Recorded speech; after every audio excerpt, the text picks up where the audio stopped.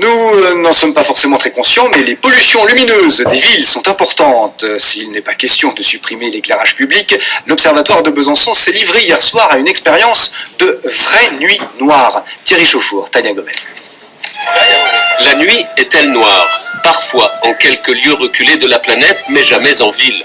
L'arrivée de l'électricité a modifié la vision du ciel depuis la Terre et tout notre environnement nocturne. On ne se rend pas vraiment compte de l'augmentation de la lumière, ni du coût que ça représente en économie et en consommation électrique.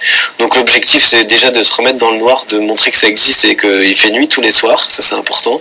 Et quand on éteint, on baisse un peu la lumière, ça permet de révéler d'autres choses qui ne sont pas forcément très visibles. Là, vous avez autour d'une dizaine de stands et d'animations, le jour de la nuit proposait de montrer ces évolutions lentes et donc imperceptibles. Mais lorsque l'on parle pollution lumineuse nocturne, la plus importante a toujours existé, c'est la Lune, l'astre le plus proche et le plus familier des terriens.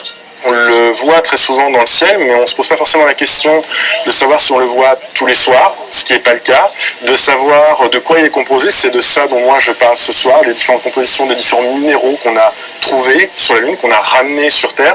Ça, c'est les Américains qui l'ont fait. Depuis 2 siècles, l'éclairage public a recouvert les villes. 17 000 points lumineux à Besançon.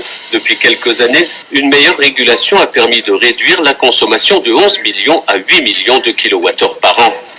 On règle à 90% de la puissance nominale à l'allumage et à partir de 22 heures, on fait une réduction de 40%. Donc on redescend à 190 volts, 180 volts jusqu'à 6 heures du matin. Au-delà des chiffres et des enjeux de préservation de la planète, la soirée se voulait aussi ludique, poétique et musicale, car un son harmonieux peut aussi être un guide dans la nuit noire. L'invité du